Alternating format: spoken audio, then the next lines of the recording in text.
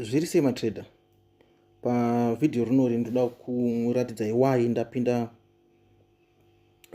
position rangu iri, handitika why ndazoedha iri, right?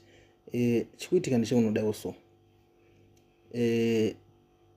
ndashandisa market structure number 1. Number 2 ndava ndashandisa indicator rikuzasi, handitika kune vari kuda kuisa indicator iri, onai video rakanzi how to add an TDI indicator on MT5, handitika, right? Chaitika ndecheunodawo so market ishi yanga ichitamba tamba ichita sei, ichikwidza mudenga, handitika, right? Saka payagadzira this candlestick pattern, pattern riri apa iri, handitika, ndabva ndapinda buy, ndabva ndapa signal muchannel ndikati buy.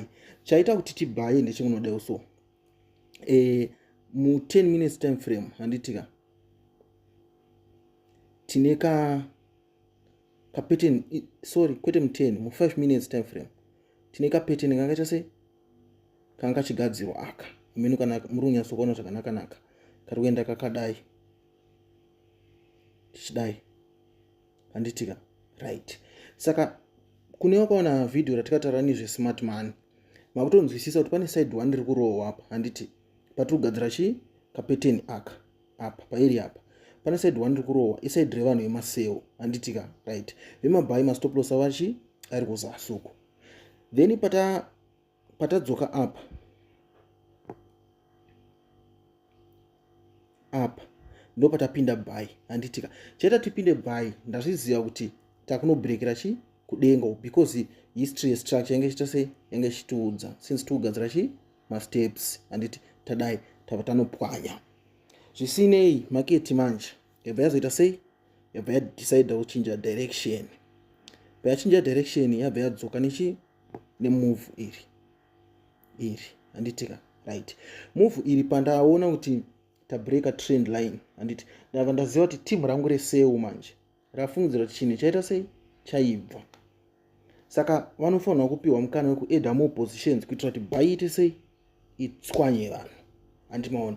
Saka patabreaka trend line apa ndopavaedha mapositions avo ekutanga, handiti ndobva chasela.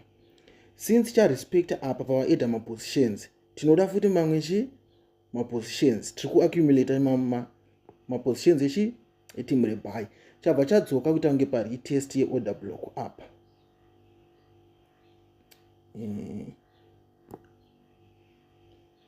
pari test yeorder block panapa, handitika, timu raedha mochi positions apa.